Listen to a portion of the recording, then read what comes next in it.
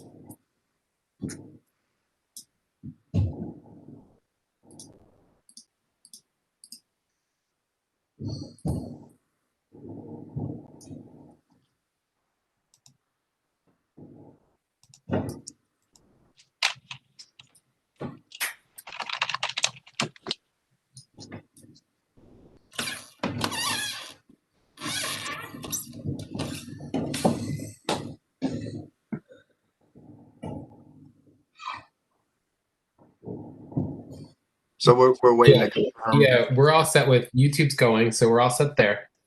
Okay. Great. So I think you guys are good to go. Great.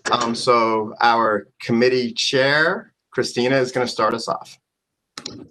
Good evening, everyone. On behalf of the SUNY New Paltz Wellness Committee, I'm proud to welcome you all this evening as we discuss Coping with Election Stress 2020.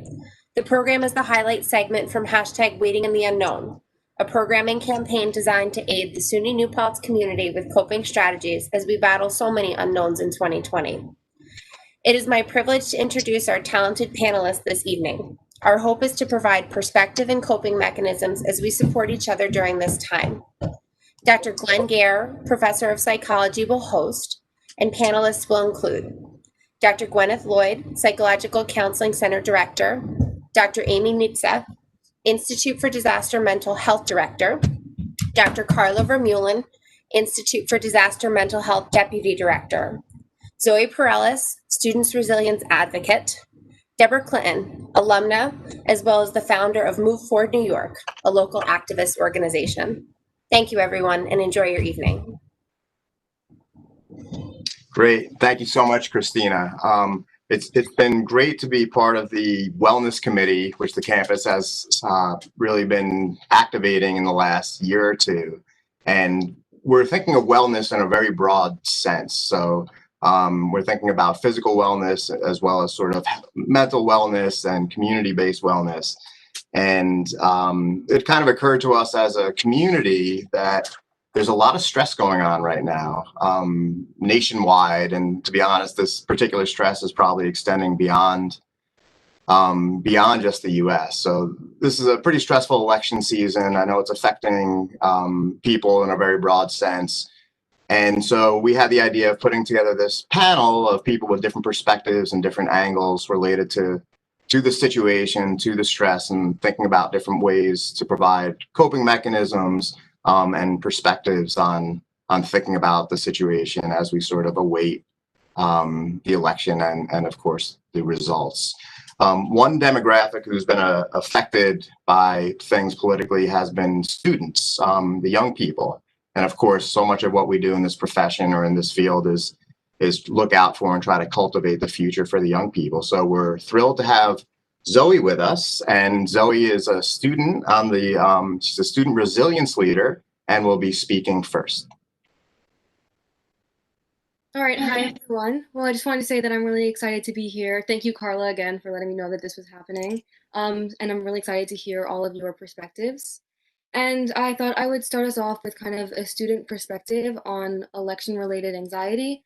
So these are some of the things that have been causing a lot of anxiety in my own life and in conversations that I've had with classmates and peers and other students.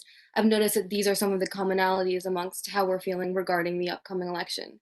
So while I was gathering my thoughts, I kind of broke them down into three main categories. So anxiety relating to, uncertainty and misinformation about the election, anxiety about feeling powerless, and then also feeling attacked or personally victimized by the Trump administration. So I will start with the idea of uncertainty and misinformation, because I think that that's one thing that has been contributing to a lot of election-related anxiety, is this idea of the lack of information.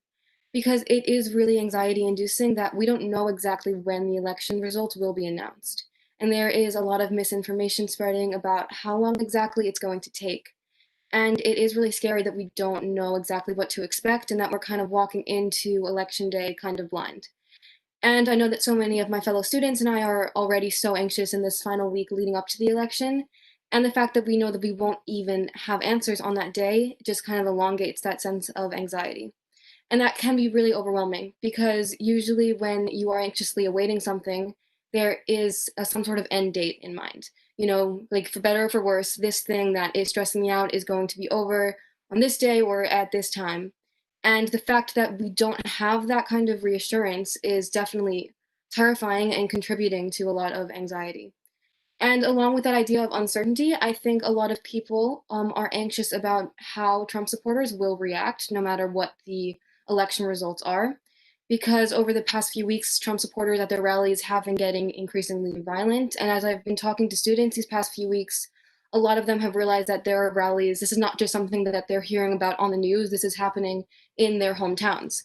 And there was one in my hometown too. And I was on the phone with my mom the other day, and there are people that I know who there was this Trump road rally and people had glass bottles thrown at them, and there were photos of people in my town doing the Nazi salute. So I think that that's really terrifying and it feels really personal and really close to home. And so there is a lot of anxiety surrounding, how Trump supporters are going to react, whether or not he wins or not. And then a second field that I think relates to a lot of anxiety regarding the election, and I think this might even be the biggest one, is the idea of feeling kind of powerless. Because everyone that I know is feeling really distressed about the upcoming election, and it doesn't really help at all that they feel totally useless and powerless. They feel as if nothing that they do is going to make a difference in the grand scheme of things. They feel as if their votes don't matter. And of course, they do, every vote counts. And I think that a lot of people logically know that, but it is really easy to feel like the impact that you're making individually is minuscule. And I deal with that anxiety personally by kind of redirecting my energy toward campaigning and volunteering for the Biden-Harris campaign. But I every day constantly feel guilty that I'm not doing enough and that any work that I am doing isn't really making any kind of difference. And it is really discouraging to feel that way because whenever someone is facing a problem, whether it is personal or societal, when you're not doing anything about it, it can be even more anxiety inducing. And so a lot of students, maybe they want to get involved, but they're not sure how, or they don't have the resources or support system that they need. And I think that that makes them feel even more helpless. And I think it actually leads to them kind of internalizing a lot of their anxiety because they feel guilty that they're not doing anything. And then the last section that I'll talk about is the idea of feeling attacked or personally victimized by the Trump administration. Because this election, just like the 2016 one, but I think even more so this time around, it feels really highly personal for people all across the country, including students here at SUNY New Paltz. Because Trump and his administration have repeatedly attacked and threatened people of color, Muslims, indigenous peoples, members of the LGBTQ community, women, immigrants, and those seeking asylum. And so for people who belong to any one or multiple of those communities, they feel like their very existence is threatened by Donald Trump being in office. So I think that this election definitely feels scarier than most because it really is putting basic human rights on the table to be voted for. And swearing in Amy Coney Barrett this past week to the Supreme Court is just kind of icing on the cake right now, because as if it wasn't enough that Trump already appointed 2 Supreme Court justices, now there's another one who could pose a serious threat to a lot of basic human rights like access to health care and women's reproductive rights and marriage equality. And I think that these past 4 years, a lot of people have felt wholly unsafe in their own countries. And obviously, they felt unsafe before the Trump administration. This isn't to say that like racism and misogyny started with Trump getting elected, but for lack of a better term, I feel like those kind of ideologies have been on steroids these past 4 years because Trump acts in such a bigoted and hateful way, and he's so charismatic with his supporters and his fans that it gives people permission to act the same way. Because if they see the president of the United States behave a bigoted, discriminatory, and prejudiced way, it's like, oh, why can't I act that way too? And so I don't think that there's any coincidence that in these past 4 years since he was elected, we've seen a rise in things like white supremacy and neo-Nazism in this country. So for a lot of people, that idea of that lack of security for yet another 4 years is incredibly daunting and really, really scary.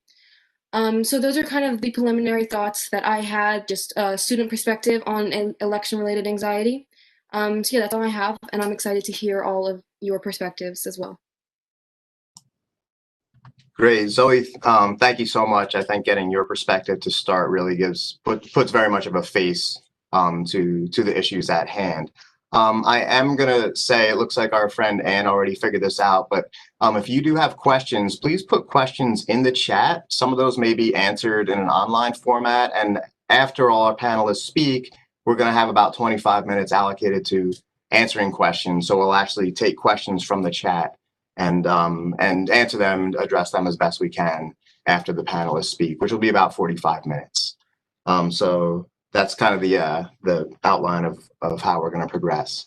Our next speaker is a colleague of mine in the Department of Psychology here at SUNY New Paltz and is Deputy Director of the Institute for Disaster Mental Health, Carla Vermeulen, who will be talking about developmental perspectives. Carla. Thank you, Glenn. And thank you, Zoe. It's been my real privilege over the last few months to get to work with Zoe as a student resilience advocate in this project that I've been really privileged to be working with on the Student Psychological Resilience Project. Honestly, I think that's like the main thing that's been keeping me going throughout this semester, working directly with these students in a time when I think we're all feeling it's so hard to actually connect with students when we're not able to, be in the classroom with them or in other regular activities with them. So thank you, Zoe, for your perspective and all the activism that you do.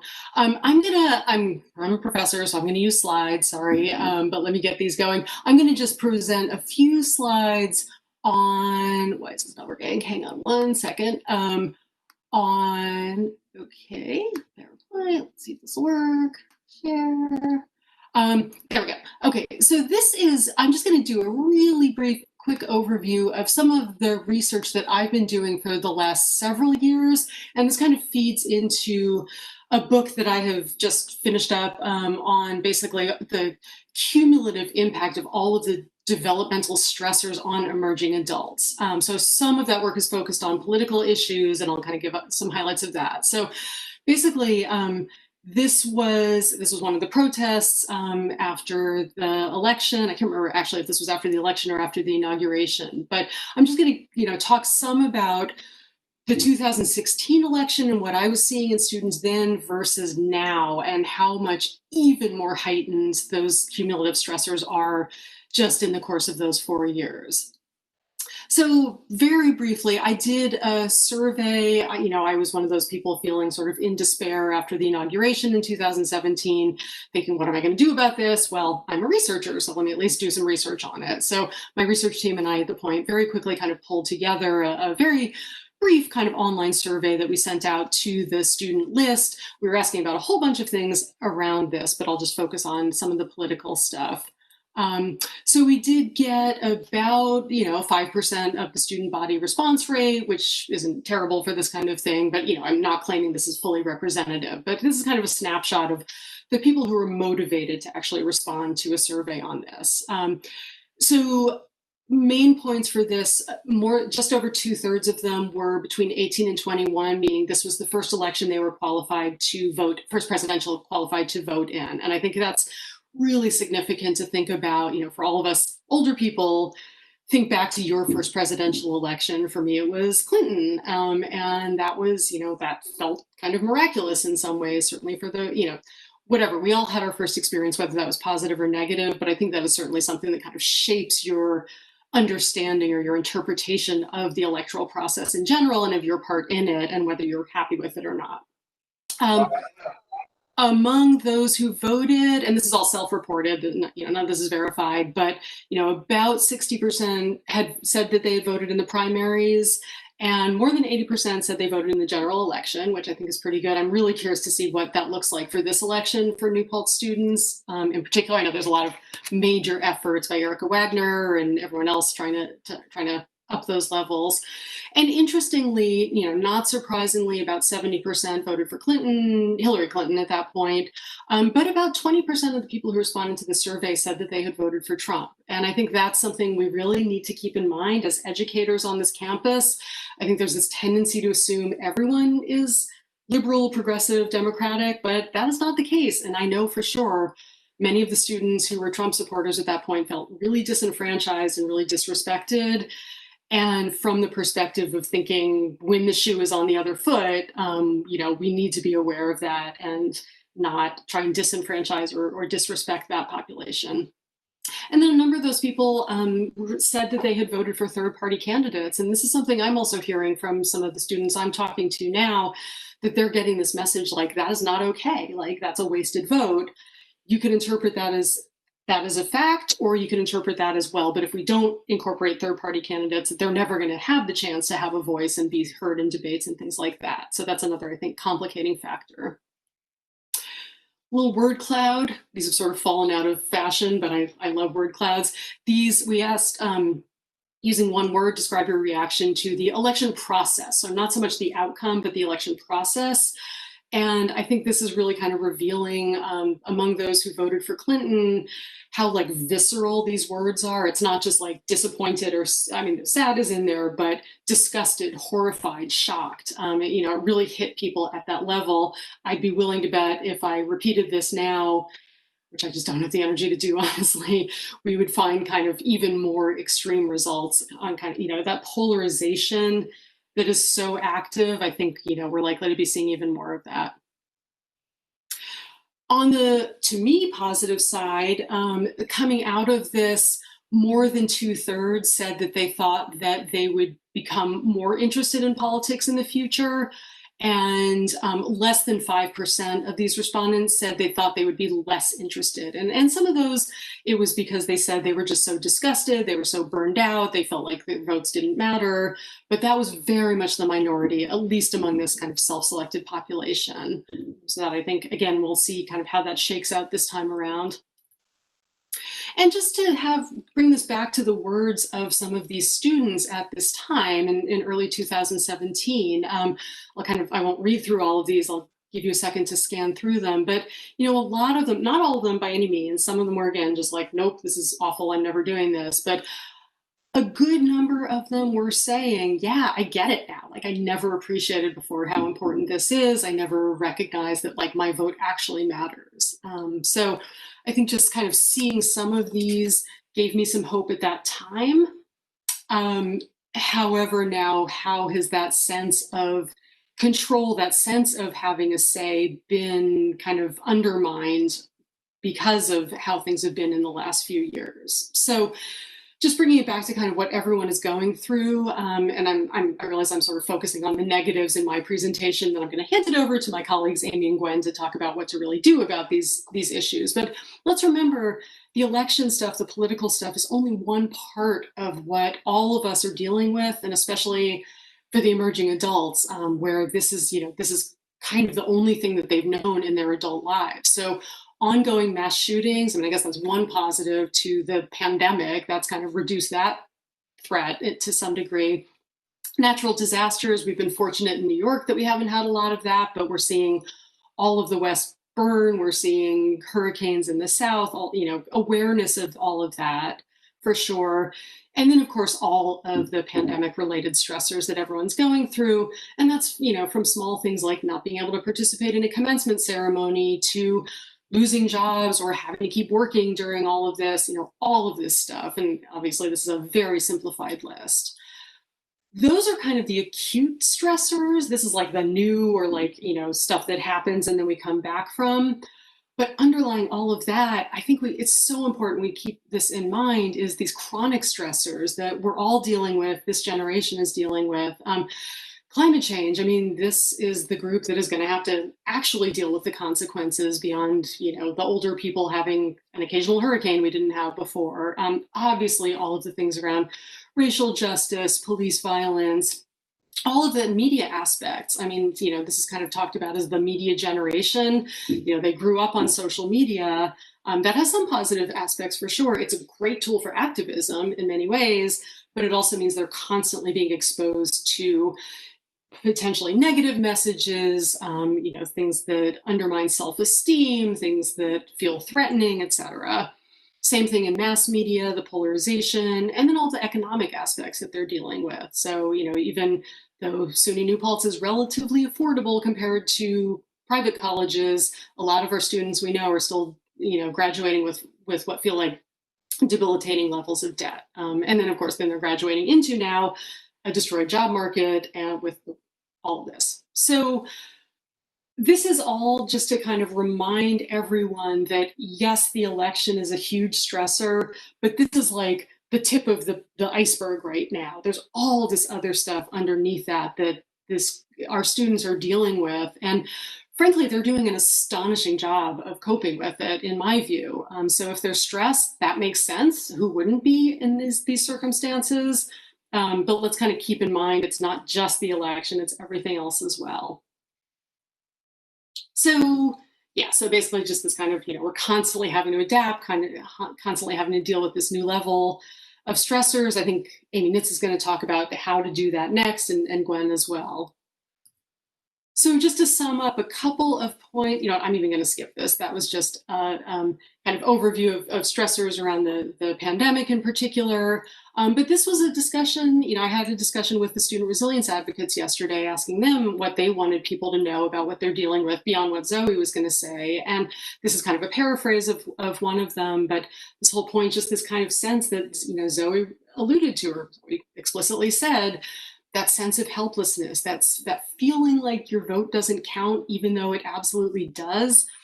So I think what we need to do is, try and keep people motivated, keep people feeling enfranchised, keep people feeling like it does matter, and they have power to change the system from within, and to not feel hopeless about it. But the student who said this voted. They spent several hours driving from polling place to find one that they felt was socially distanced enough and a manageable line. And this was this student's first time voting, and they got a big shout out for it. And hopefully that was very validating, but still they came out of it kind of still with this, questioning of whether it was worth it.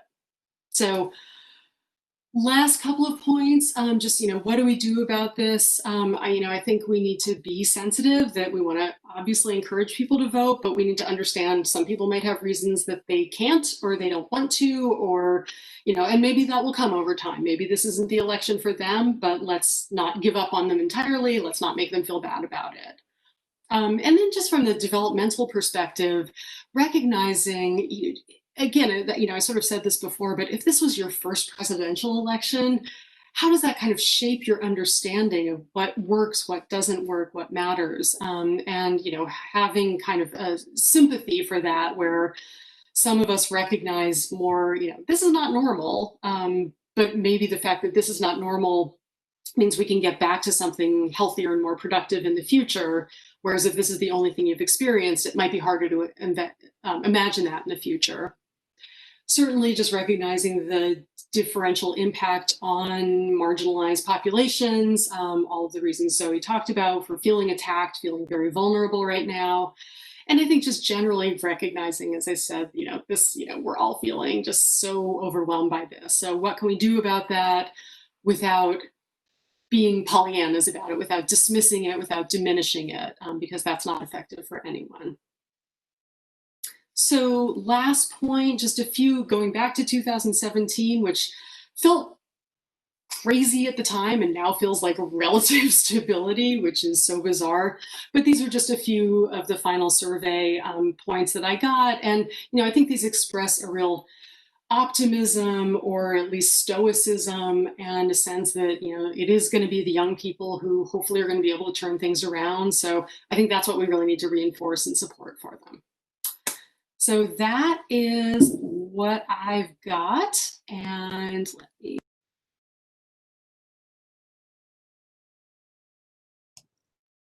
Great, Carla. Thank you so much. Rich data for us to think about. And I think I just love how you brought so many themes together for us to think about. So thank you for that. So to sort of continue on that theme of coping, we've got Dr. Amy Nitza, who is the director of the Institute for Disaster Mental Health, as a clinical psychologist, and will speak about coping mechanisms regarding the situation. Amy. Thanks, Glenn. Just for any other point of clarification, I'm a counseling psychologist, so I don't want to offend any clinical psychologist by putting me in their category. Okay, so I want to build off of one of the key points that Carla made around this idea of having this, all of us having this ratcheted up baseline level of anxiety. And so I think both Zoe and Carla did a great job of sort of identifying that we're all in this place of having a sort of chronic, sustained worry about multiple issues. And a lot of these are issues over which we have little control. And so these feel like issues with big implications, but without in a lot of these situations, we're lacking our normal sense of efficacy, or our own normal sense of being able to tackle the problem head on. Or at least to tackle the problem head on in a way that is going to definitely change the outcome of the situation. And so situations like this are tremendous stressors that eat away at our psychological resources over time.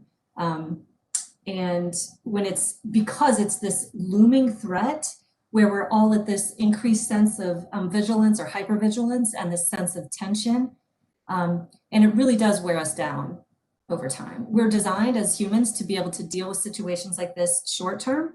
So these are the sort of acute stressors that Carla had listed, but we're dealing with these acute stressors from this place of already being in this state of vigilance and tension. And that really is just more than we were designed to handle in some ways. And so all this, all the symptoms that people may be experiencing in terms of being short-tempered, having, feeling like you're really sort of emotionally dysregulated, difficulty concentrating, difficulty sleeping, it could be just about anything. But a lot of, the title of the presentation today has the word anxiety in it. And I wanted to just kind of tease out the difference between anxiety and worry. So anxiety is the feeling, and worry is the thought process that often is driven by anxiety. So when we're feeling anxious, we tend to worry as a way to try to control what's happening. So in situations when we feel uncertain, when we feel like we aren't really in control of what's happening, we kind of try to tackle that uncertainty by worrying. And in some situations, when the worry leads to us developing a solution to the problem, that can be really effective. But when we're worrying about a situation where we don't really have the ability to change the outcome, or to directly and personally change the outcome anyway, I don't want to in any way minimize activism active activism as a way to control the problem. But my point is that when we are worrying about things over which we don't have direct control over the outcome, that can lead to a sense of helplessness and a sense of hopelessness. And those two things are particularly toxic for us. And they also can lead to, more serious levels of depression and things like that. And so what what we've been doing a lot of teaching about at IDMH to lots of groups across the country lately as related to COVID, but the same strategies apply to the election anxiety, is a strategy of mental rehearsal for preparing for the stressors and then being able to develop a plan to respond accordingly. And I think that's particularly important in this particular context because, as Zoe mentioned, we don't know when the results are going to come. And so even using a plan of mental rehearsal, or what we call stress inoculation, to be able to make a plan for how you're going to manage your time between now and whenever we get the election results is particularly important. And so the first step in this process that I want to highlight is writing down, and I do mean writing down. There is something about writing it down, or typing it, I guess, is fine, but putting it on paper, what specifically about the situation is causing you distress. Both Zoe and Carla mentioned a lot of different things, so we're all in this sort of cloud of acute and chronic stressors that are wearing us down. But if you can start to tease that cloud apart into the actual concrete bits, maybe they're not bits, maybe they're big chunks, but if you can write down what are the specific pieces that are stressing you out, operationalize those as best you can. That's a great first step. Sometimes we call that name it to tame it. So if you have in front of you what the list of things are specifically that are stressing you out, even that piece starts to break down this big cloud and can be really helpful. Then the next step is to, and this is really key to my point today about worry being useful for things you have control over, but worry can actually be quite toxic in ways for things for which we don't have control. So the next thing you want to do is separate out the things that you, on your list, that you have control over the outcome of, and those things that you don't. This, again, is going to help because spending time worrying about things we don't have control over is where we really get ourselves into trouble. And so you can take a different approach to the things that you have control over from the things that you don't. So for the things that you have control over, now you can make a plan. You can develop a problem-solving strategy. You know, you have control over how much media you consume. So if dribbles of information about the results, and 1 minute one person's ahead, the next minute this person's ahead, or whatever, if that piece of things causes you distress, you can make a plan for which media outlets are you going to watch and how often are you going to check them. And I think both Carla and I would recommend that you pick one or maybe two sources and check them maybe once a day, twice a day at most. More than that, it just becomes a sort of ugly reinforcing loop of needing more information and clicking refresh all the time. So that's an example of something that you have control over and a plan that you can make for that. For the category of things that you don't have control over, you still do always have control over your own internal response to the external situation. But instead of using a problem-solving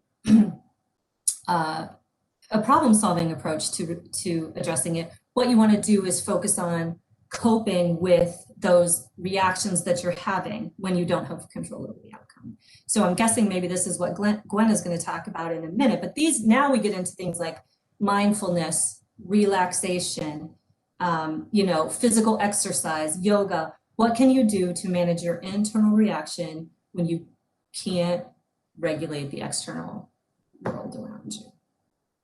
Okay, so that's my little spiel on mental rehearsal or stress inoculation.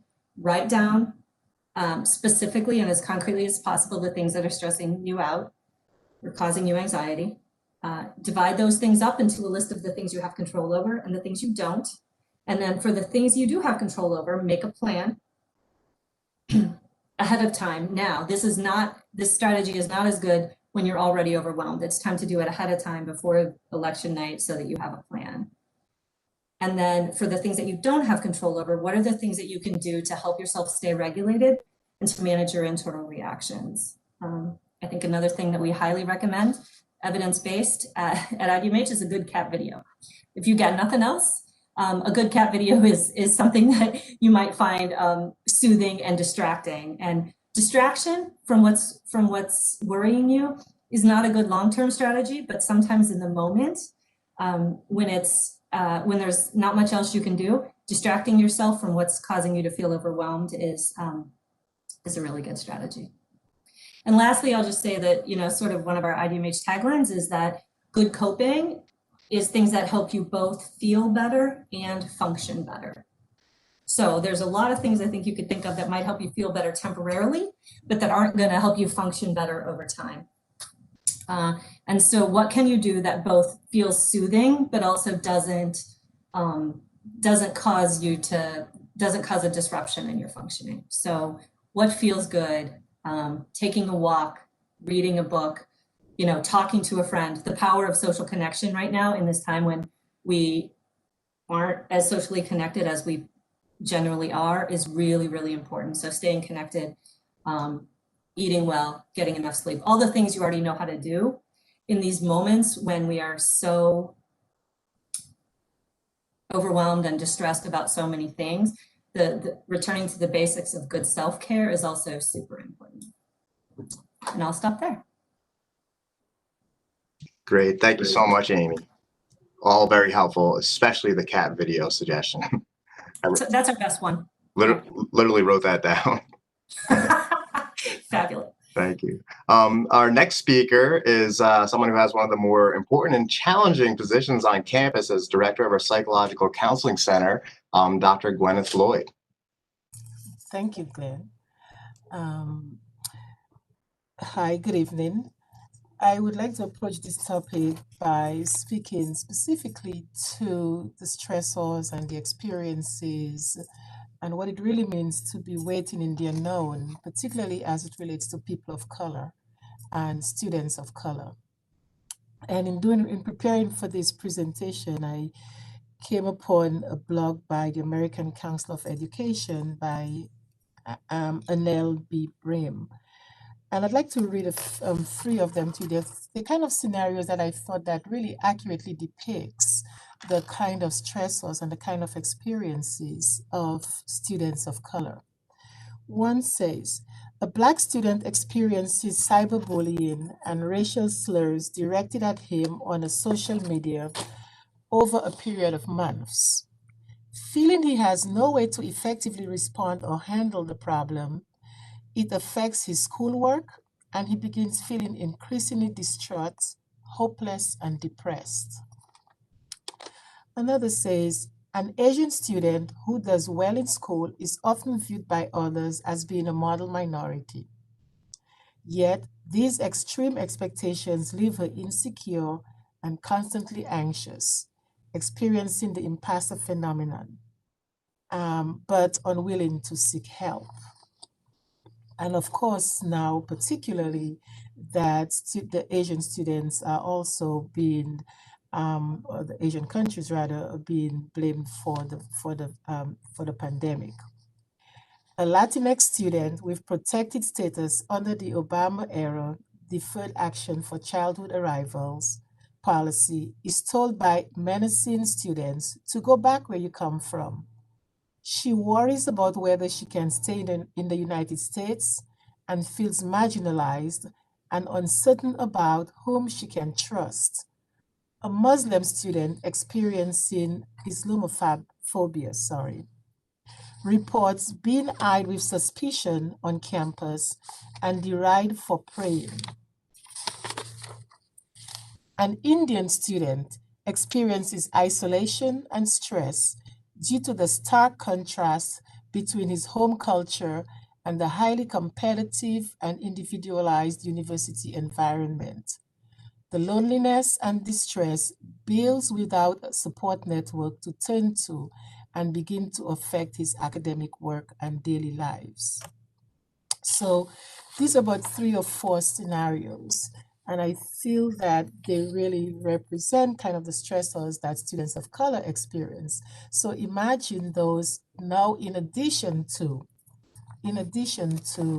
the socio-political, the combined pandemic and racial injustice atmosphere and the socio-political environment. All those together have really begun to take a toll on marginalized groups, particularly African Americans. African American students have many different things that they have to worry about. So right now, the upcoming election, and I liked when Amy talked about thinking through the things that you can manage and that you can't. And as you can see, for particularly people of color, it's not only the upcoming election. They have been waiting in the unknown for a long time about many, many things. African Americans and Hispanic college students are being disproportionately affected by COVID-19 in their families and emotionally affected by national incidents of police violence and the upcoming election. Asian American students are facing being ridiculed and dealing with racial slurs and jokes as they are accused of being the carrier of the virus. Exacerbations of fear, anxiety, depression, anger, and simply just stressed out. So those, when we think, when we think of particularly students of color, they have been carrying quite a bit of burden, that constant trauma, that constant systematic racism, structural and systematic injustice and racism. Those are very traumatic experiences for people of color, and particularly and students of color, as they try to navigate many different things. One of the biggest stresses for students of color, and as they deal with this upcoming election, is there's that real pressure. I really have to be successful now. I really can't fail. So they're struggling with that split of, I have to really focus. But it's really hard to focus when, they're dealing with, they have lost through death for COVID-19, they have lost family members. They have lost the breadwinner of the family. Maybe they have lost, grandma, and now mom is now expecting them that they have to, maybe they're thinking through, do I give up college? Do I come home? Again, plus all the stuff that's happening with voting. So they're thinking that if I don't do well, if things turn out a different way, then I'm really in trouble. I may have to leave school. I may have to go and take care of my family. And again, that is waiting in the unknown. And that kind of waiting is just another layer of very complex stress that students of color are particularly feeling with very limited resources. So, students of color and people of color have historically said to have tremendous capacity for resilience. However, resilience also has the degree to which you can stretch it out. And one of the things that have kept people of color going, particularly students of color, is that they talk about the protective factors, and protective factors can limit the impact. To a certain degree, it can limit the impact. However, as is very well said by an author, said risk factors are not predictive factors because of protective factors. I don't know if that makes sense. It says that risk factors are not predictive factors because of protective factors. So just because they have very protective factors, such as oftentimes the family, the church, an intact ego strength, social support, strong sense of identity, all those things can be considered protective factors. However, given this unprecedented time, even the things that have been protective factors, the things that have kept us very well glued together in this unprecedented time, the layers are falling apart. We can no longer keep them together. So it's very important to understand the kind of pressure and the kind of stress that students of color are experiencing. A national survey about 2 years ago found that students of color reported higher rates of emotional distress in the first year than their white counterparts. So they experience higher rates of emotional distress. What more, they were also less likely to seek help and kept their distress to themselves. And one of this is an example of the protective factor, and to some degree that the protective factor have allowed them, through years 3 years of different types of experiences and all the way through back slavery, we have developed that capacity to build that sense of resilience. And so certainly the family, they can certainly go back to the family, they can go back to the church, and those are where some of those protective factors can be found. But even then, and even right now, I think everyone is struggling and everyone is trying to find out what to hold on to. So I want to talk a little bit about some coping strategies. I would say particularly, for students of color and for everyone too, but again, speaking to and understanding the many struggles that students of color are experiencing. So it is, yes, it is about the election, but also at the same time, they're really trying to manage many, many different pieces, while at the same, they're really trying to just literally survive, while at the same time being hit with an onslaught of microaggressions from all directions, and dealing with, is there a hope? Where is the hope? What are we, when are things going to change? And that's why in many ways you have seen some of the very aggressive stands that have been happening in terms of the social movement, because people are saying they can wait no more. And just the fact of that is very anxiety provoking. So just in time and closing, I would say something that can be generalized to everyone, but certainly, kind of start off by going on a media fast, because I know sometimes we're overstimulated by the media and the things that are coming out in the media. And as we listen to what direction this election is going, what the surveys are saying, what the data is saying, that can be very, very anxiety provoking. So if you find yourself getting upset or overwhelmed and anxious, which it will make you, the news will make you anxious by the poll, then it seemed like common sense. But then when you're very pulled into it, sometimes it doesn't connect. Then turn off all your social media mediums, just go on a fast. I know for myself, I was looking at the news so much that I decided I cannot watch the news anymore. I just had to stop looking at polls, stop looking at the news, and I just stopped looking at anything that was going to make me feel more anxious. Well, so if you turn off all your social mediums, how do you take care of yourself? How do you entertain yourself? Well, I kind of take a light piece to that. I said, look at old comedy shows. I actually found myself looking at an old comedy show, just to generate laughter. Laughter is good for the soul. It does tremendous piece for the body physiologically. Find an old show, find an old funny movie, and engross yourself in it. That is a wonderful and a great distraction. Establish a safe space. And that's really important in establishing a safe space. And what does it mean? A safe space can be a safe space physically, it could be a safe space, mentally, it can be a safe space spiritually. So if you are a person, and I know particularly in African American families and families of color, their spirituality plays a big piece. When I talk to many people out there, one of the things that that they're hopeful about is that's what they're holding on into, is their faith. They believe that things are going to turn around, God is going to turn around, whatever your faith is. But really having that sense of whatever it is that's going to give you a sense of hope, because that's what creates the stress for us when we lose hope.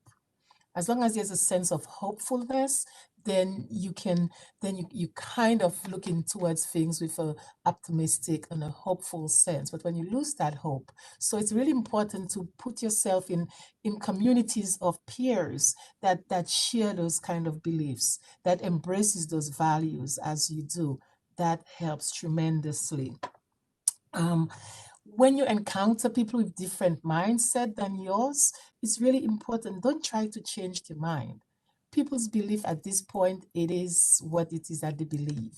Their political positions is what it is. So it's not about moving the dial. It's really about, there's some people that you want. So the discussion should not really focus on trying to make a point, because that's where you're going to get really frustrated. You're going to walk out and ugliness comes.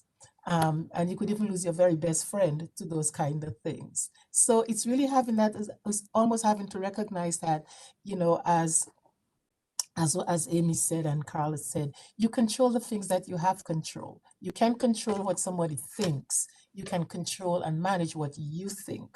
And you can manage your response to their behavior. You can't control their behavior, but you could manage their response. So when things are said to you that is insulting, that is hurtful, that is painful, there's no reward in engaging in a one-up dialogue. It's recognizing their ignorance and just knowing who you are, continuing to focus on who you are, but also knowing that the college too has systems in place if you're feeling harassed by a person for whatever the reasons are, knowing that you could certainly go to the dean of students, you could file a report. There are many different things that you can do, knowing that you are not alone if you experience symptoms, stalking or harassment feeling because of your socio-political or your racial identity. And so just in closing, I would also say, you know, time alone is also very important. You know, don't be afraid to be alone. Because being alone doesn't mean you have to feel lonely. You know, sometimes it is just good to be in that safe space for yourself where you're just thinking and you're just being with yourself and feeling good about some of the things that are good. And again, if I were to go back to, I like Amy's point, you could make a list of the things that you feel good about, the list of the things that you have control over, that when this election is over, yes, we will all be impacted one way or the other.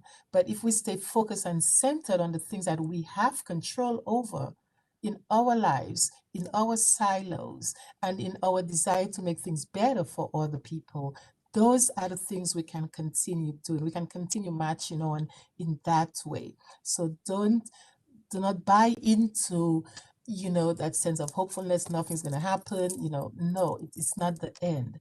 You can look at it as, yes, the pain is still on. And the pain is something that you have to work through. That's where therapy comes in, and, you know, getting into support, seeking help. Those things are important, but keeping in mind you are not alone. And most importantly, the Counseling Center is here to support you through this journey. So I think, and also cook and sleep. Sleep is really, really, really important. In order for our body to regenerate and grow and be able to cope with the next day, it's really important to be healthy, to eat healthily, and also to get sleep. So whatever you do, even on the night of the election, just go to sleep. I know 4 years ago, I just went to sleep and I just couldn't take it anymore. I just made myself pass out. And I'm the kind of person I could sleep on a dime. So it don't take me long to fall asleep. So, you know, it was part of tuning out. So give yourself that time and that space and seek support. Focus on your spirituality. Focus on the things that keep you grounded and keep you centered. And that's that for now. Great. Thank you so much, Gwyneth. I feel like you hit on so many themes related to the broader topic of wellness. So I think that was really just spot on. So appreciate it. Our next speaker is an alum of SUNY New Paltz with degrees related to secondary education. And she also is a founder of a local activist organization called Move Forward New York, Deborah Clinton. Thank you, Glenn, and thank you for giving me this opportunity to participate. So many great ideas and ways of managing stress that we've heard. I just want to kind of take you through my own personal journey after 2016. So I am a 3-time grad of SUNY New Paltz, proud of it. I was a high school participation in government teacher. I am currently a middle school principal, mother of 2 teenagers. So I really do spend a lot of my time working with students and teens. And after the 2016 election, I felt a lot of despair. And the next morning after the election, I kind of reflected on the words I used to say to my high school students in participation in government. And that is, you're either part of the solution or you're part of the problem or part of the solution. I know it's pretty black and white and pretty simple, but I thought to myself, I can either be incredibly upset about the results of 2016, or I can do my part and do something about it. So I decided to put a post using social media on Facebook just to kind of connect with friends to say, hey, who wants to join me in being part of the solution? And you were certainly part of that conversation.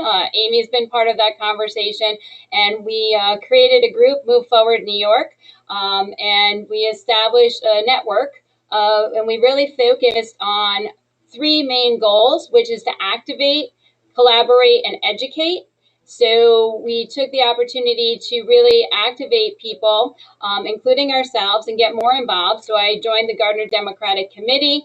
I focused on other groups that were available. I attended rallies. We held rallies. We held rallies in New Paltz in December of 2016, protesting the Electoral College and hoping that things would change. We had our Not Our President's Day rally at SUNY New Paltz in 2017.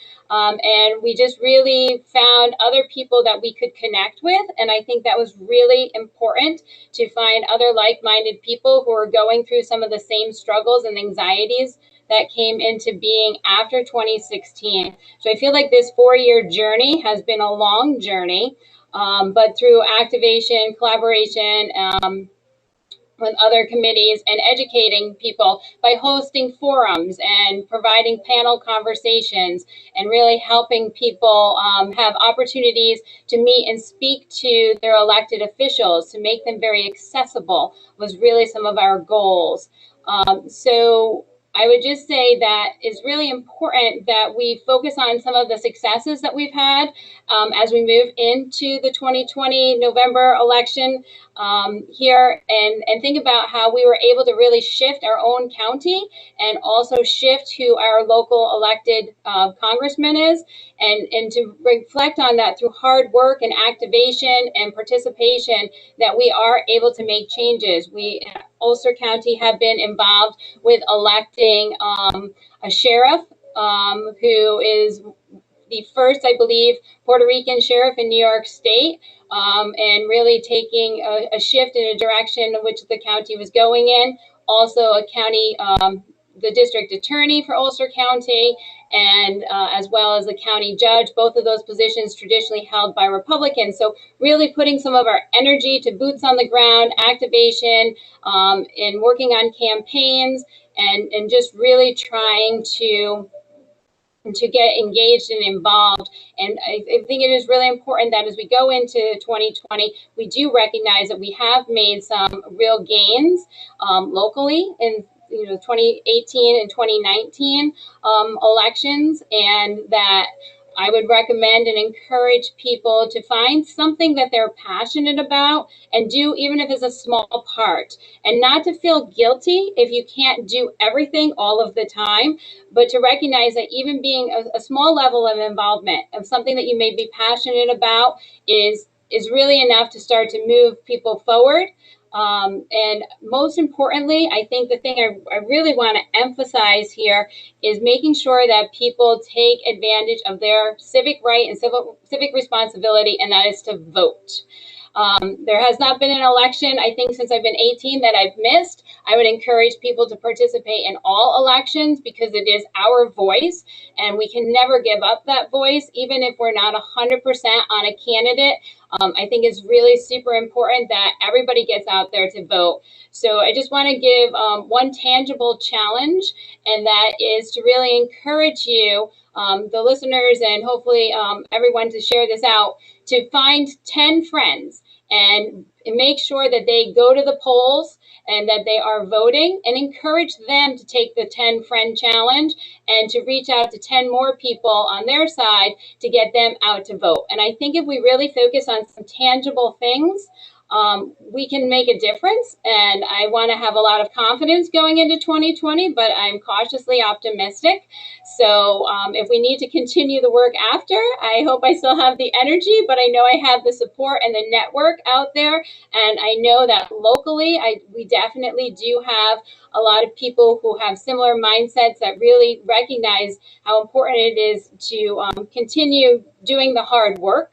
And finding what that could look like for you. So encouraging friends to vote is a super easy thing that I think everybody can do. If you're more interested in being more involved, there's opportunities still to volunteer on campaigns, do some phone banking, and to get engaged and involved that way. But these causes are going to continue to need a lot of attention, even if we do see some changes come about with the election. There's still a lot of hard work to do. So continuing that commitment, I think, is super important. So I'm going to kind of end a little cliche, but there's a quote that hangs in my office, and I believe that is really important, and I think everybody knows it. It's Margaret Mead. Never doubt that a small group of thoughtful, committed citizens can change the world. Indeed, it's the only thing that ever has.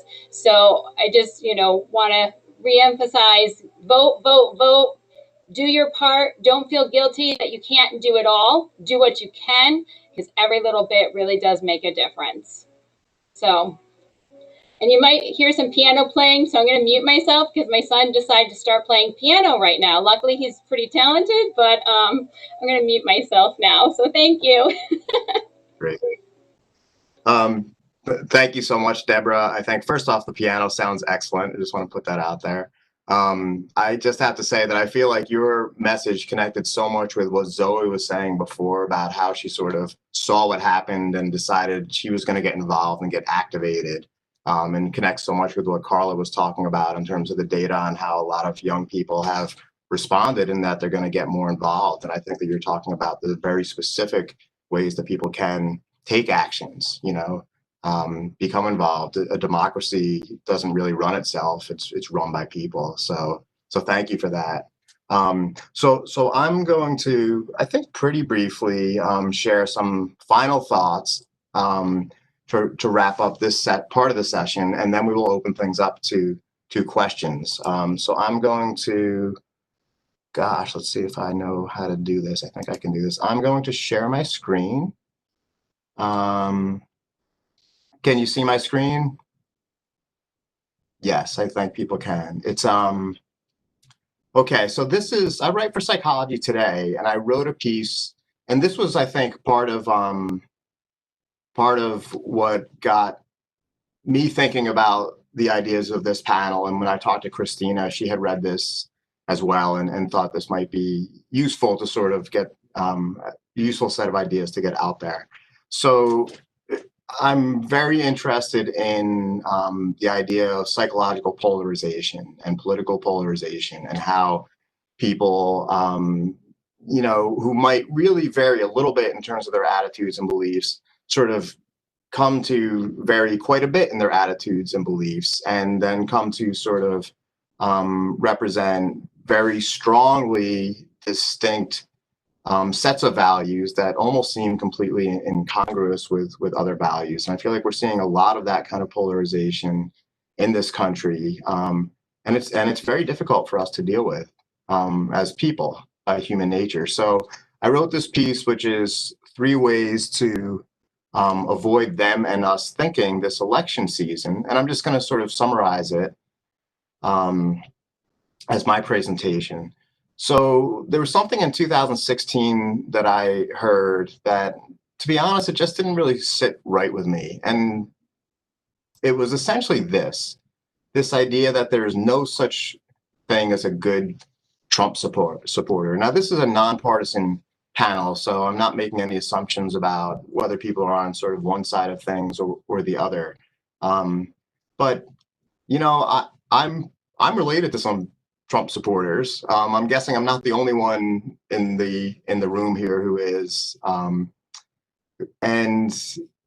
it's kind of a bold statement, and I feel like there's a lot of social psychology that kind of underlies this mentality.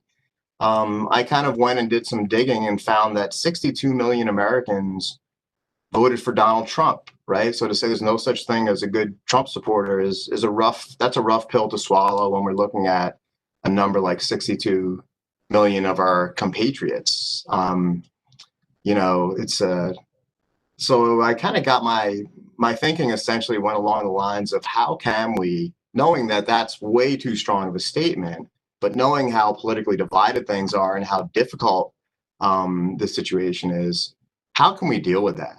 How can we psychologically and socially deal with this enormous discrepancy and this enormous political polarization that is going on? So I briefly talk about why is this kind of thinking more generally so prevalent? This us versus them mentality. I feel like it was definitely prevalent building up to the election of 2016. I feel like it's just as prevalent now. And I feel like it's really difficult, right? I kind of feel like it's like people are on teams. It's kind of like you're on that team or you're on this team. And there's a lot of mistrusts and there's a lot of vilification. And this is really not a healthy way for a country to operate. So with sort of some thoughts from the perspective of social psychology, which is where I come from, these are 3 ways to avoid them and us thinking during this difficult election cycle. One of which is don't fall prey to the outgroup homogeneity trap. So that phrase outgroup homogeneity kind of sounds fancy, but it simply means that when we think of people who are in a group different from what we define as our own group, we tend to see them all as one and the same. And this is a pretty well established empirical finding, meaning that it's pretty much how people do think.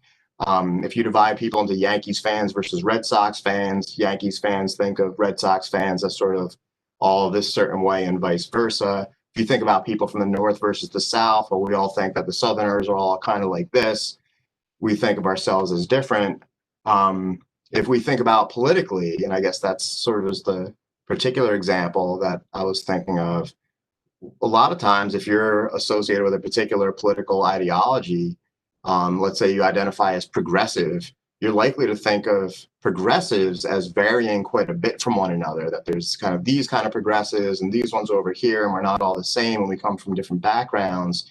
Yet those people on the other side, we might call them conservatives or whatever term we want to use, well, they're kind of all the same. They're all kind of driving pickup trucks and have flags waving and so forth, and they're kind of all like that. So that's the idea of outgroup homogeneity, where we have a strong tendency to see people on, quote, the other side as being all the same, and people on, quote, our side being quite different from one another. It's essentially what we might call an erroneous social psychological bias. So it's not necessarily true, but it's true that we do tend to think that way. So I think it's important that no matter what happens next Tuesday, we realize that whatever side you're on, whatever side sort of ends up winning, people vary from one another in important ways, regardless of sort of what group they identify with. People are individuals.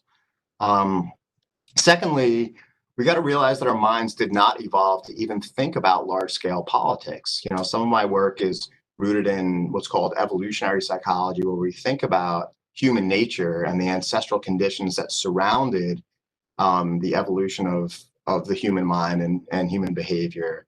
And under ancestral conditions, we didn't have large-scale politics. We didn't have nations. We didn't have national government. We didn't have local government. We didn't have gerrymandering. We didn't have funding regarding elections. All of the things that we have to think about now that are incredibly important because of how complex our society is, these things didn't exist under ancestral conditions. So one of the simple reasons as to why politics in our country right now is such a mess is because human beings really did not evolve to anticipate or think about these kinds of large-scale politics.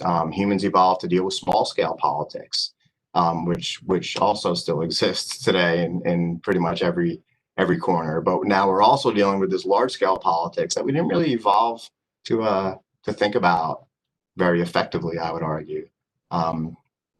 And finally, there's a lot of research on the different social psychological ways to get people together to sort of join hands and work toward common goals. So the way I word it here is remember that at the end of the day, we're all in this together. Classic social psychological research that's looked at people that identify as being on different groups or on different teams that are antagonistic toward each other has essentially shown that the best way, or one effective way, to get people to sort of reunite and have conciliatory relationships with one another is to have a common goal, you know. And I kind of feel like in the United States, while there's so much friction and there's so much polarization and divisiveness, there are so many common goals. And it's right now, it's like almost impossible to realize that or impossible to articulate that, but it's absolutely the case. You know, people want to have families, people want to have happy lives. Everyone wants the climate to be better. Everyone wants the environment to be better. People probably don't all realize that or might have different ways of thinking about the best way to do that. But I feel like at the end of the day, there is so much common ground. And I feel like the divisiveness has taken center stage, partly because of social media, which I think several people have pointed out for a lot of different reasons. But I feel like it's up to us to sort of say, why don't we focus on the common ground? Because at the end of the day, we are all in this together. And the differences, I think, are actually really smaller than are the similarities in people from all different perspectives. So I end the article. I'm just going to actually read what I've got here, which is this election season, there's going to be a lot of arguing, a lot of finger pointing, a lot of outrage. To some extent, this is all unavoidable. This said, I'm hoping that the suggestions outlined herein will help give people some pause and encourage some kindness and empathy during what is a famously and historically difficult national situation. So let me end with two simple suggestions: be kind and vote. So let's see if I can end sharing my screen. Stop sharing. Hey, look at that. I actually figured it out. So with that said, I'm going to end there. I want to give a couple of quick shout outs before we open things up to questions. We've got another 20 minutes allocated. If people do have questions for the panel generally or for targeted individuals, please do write them in the chat and we will snag them and we can discuss them. And I just want to give a quick shout out to Christina Cordier for chair of the Wellness Committee, who really just scrambled and put this all together. And what do you say, the last week, Christina, I think? Very efficiently. So, and Christina was also joined by Robin Cohen-LaValle, who I see is here today, who is the Dean of Students, among other things, and has really helped oversee the work of wellness on campus. So thank you to Robin.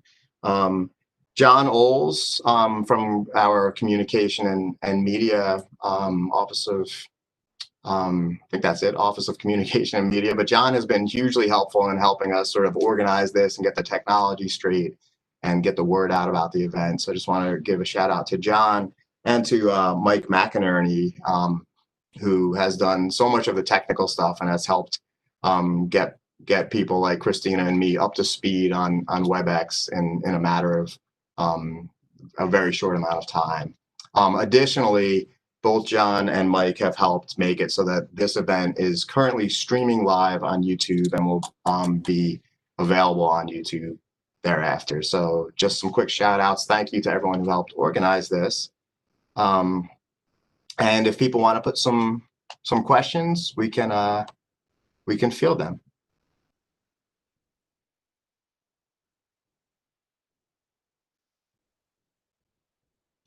I'm looking in the chat right now for questions.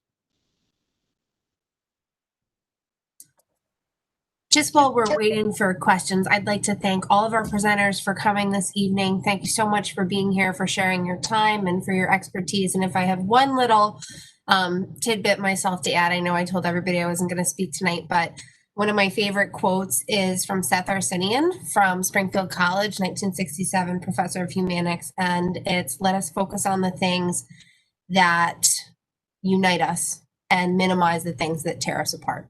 So that's my little mantra for this season. I hope everyone's well. And thank you again so much. Excellent. Thank you, Christina.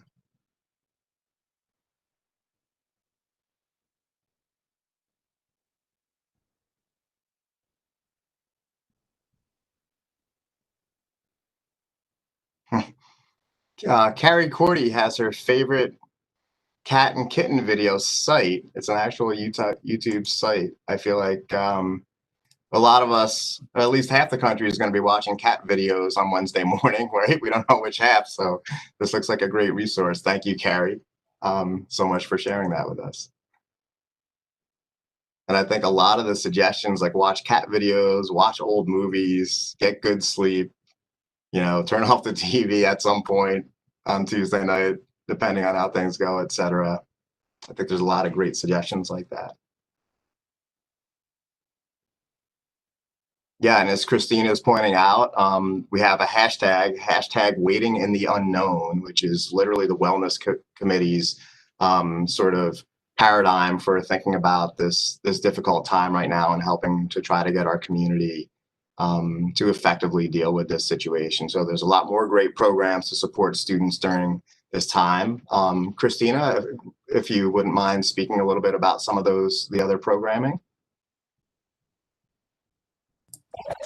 Sure. So coming up tomorrow evening at 8 p.m. on the tennis courts, we have a shadow boxing event. The idea behind that is a healthy way to box out your own internal demons. I'm a boxing fan myself, and I find it very therapeutic. And we have a student on campus who's really talented and going to be presenting that program for us. We have what was going to be sunset yoga, but it's now reflected and changed. We will do yoga in the Hawk Center at 7:30 with yours truly on Friday night. That class will be focused on staying present, being in the moment, joining together, and cultivating our own internal sense of peaceful energy as we can kind of share it out into the world.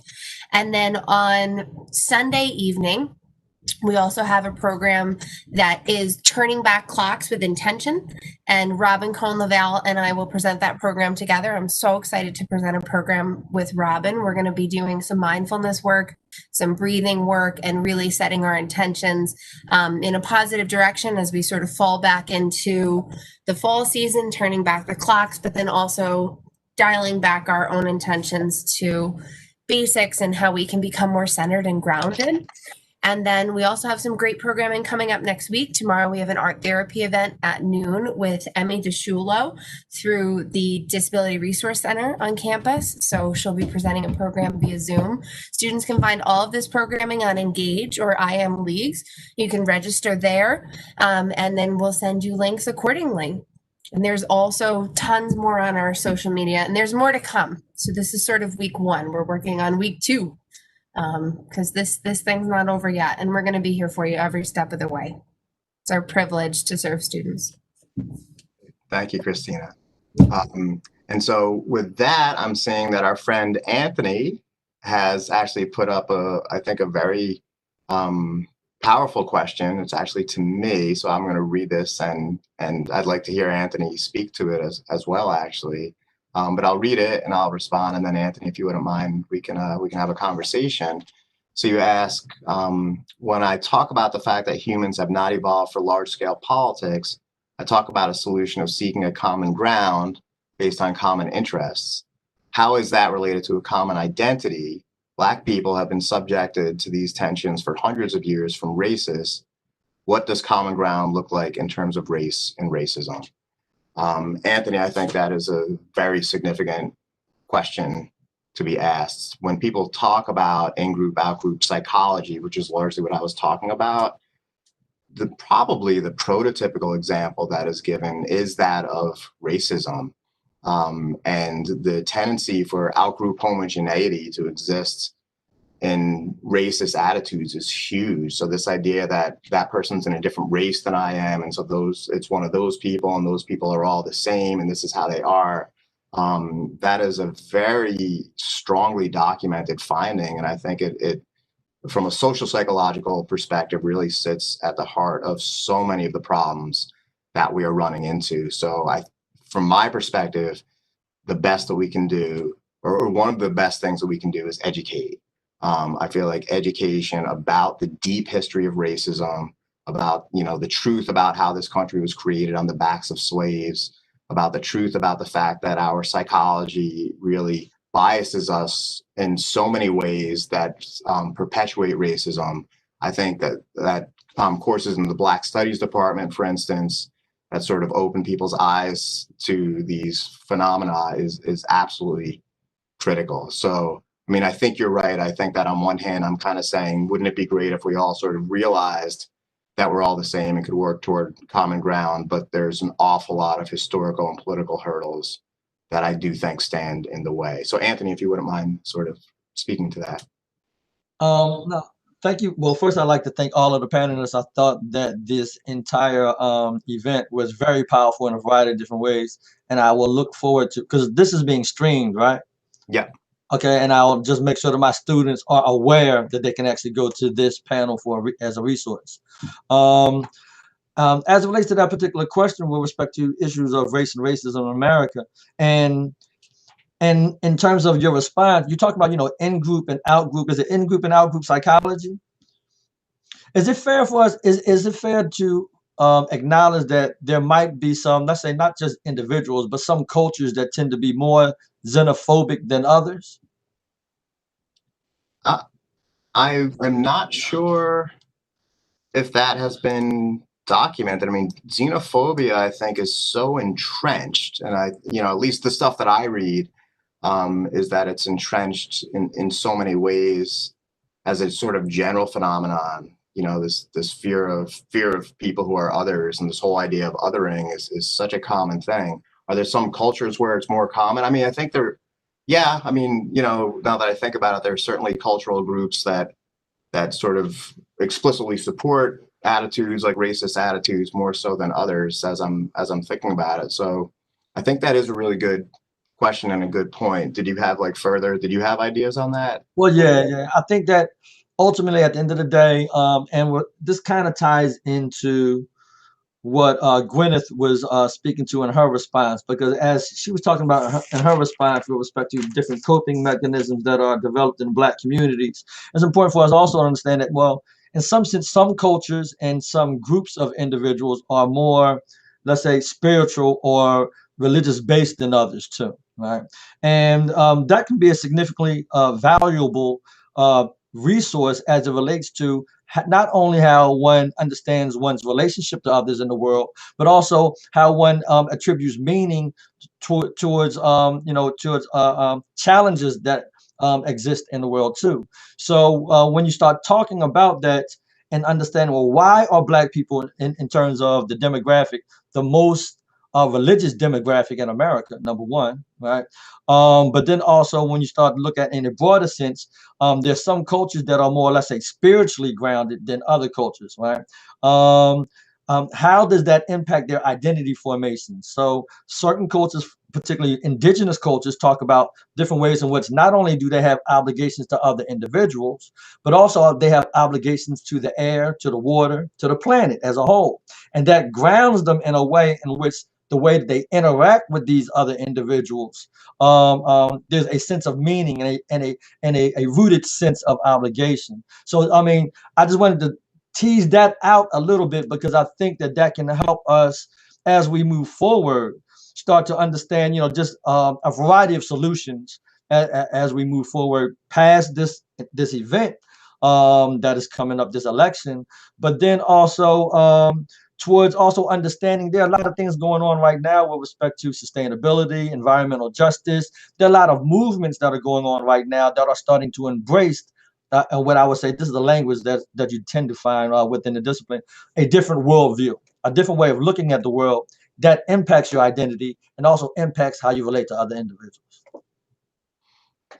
Yeah, thank you for that, Anthony. I feel like there's so much there, and I feel like that's all very helpful for us to think about as, we as a very a nation of people from all different kinds of backgrounds are going to have to work together and deal with whatever happens next week and deal with what moves forward from there. So thank you. Mm-hmm. There's a question that Christina put that I think goes to our applied behavioral scientists, which is what is the best way as professionals on campus to support our students from marginalized groups during this time? Of course, we are all here, but if there was simple advice to give, what would that be? So maybe I'm thinking Amy and Gwyneth might be best suited to address that.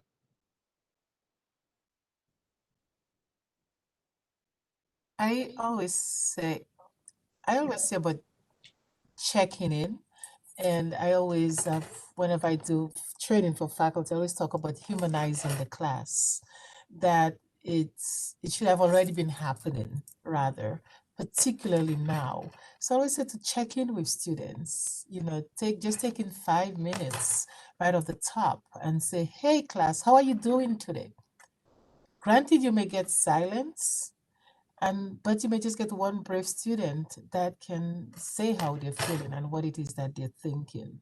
And that sometimes encourages others to talk. So I think it's basically creating a culture of I hear you. And you don't have to have the answer, but you simply have to have a place to voice. I know I teach my Black Studies course counseling and represented students, and I always stop and I say, how are you all doing today? And sometimes you have to say, is everybody doing okay? And I'll make a comment, well, it's a tough day. How was your weekend? Just checking in with people, the humanness, I think, if you can cultivate a sense of humanness in the classroom from day one, I think that it creates a safe space to do that. And then certainly after next week, I'm hoping that people will be coming to classes in all different moods. And I think it's being able to give them a space.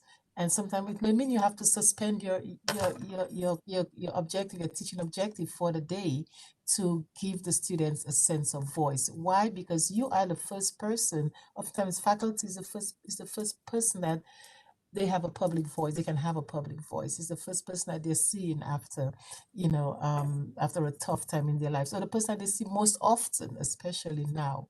So I think it's just about humanizing the classroom and listening to students. You don't have to have the answer. You just have to give them a space to have a voice. Very nice. Humanizing the classroom, I think, is just a great concept and a great theme. Carla, do you want to add to that? Yeah, unless Amy, if you were going to jump into that. Okay, so this is kind of somewhat tangential because it's not necessarily about marginalized groups, but I think another factor for us all to be aware of for all of our students is, especially once students go home for Thanksgiving, if they are going home or wherever they are, and they're not coming back again, for those who have been on campus or maybe living in the community, whatever, just being conscious that some of those students are going home to homes where they might have very different political views than their parents. They might have very different reactions to the election. And so I'm hearing already, concerns about friction in that regard on the political side. And then also just all the things about encouraging them to reach out, to seek counseling if they need that, social support. If people are in spaces where they don't have the privacy to do that, just helping them navigate ways that they can kind of carve out a space where they literally have the time and place that they can do that without their parents overhearing or whatever. I think that's just another thing to be conscious of for everyone right now. Yeah, very true. Thank you.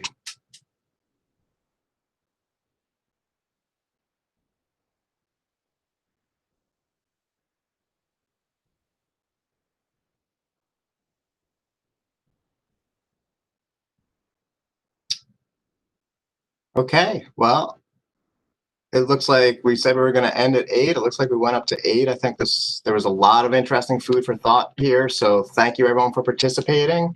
And whatever happens next week, we will all work together toward a better US and a better world. So thank you everyone.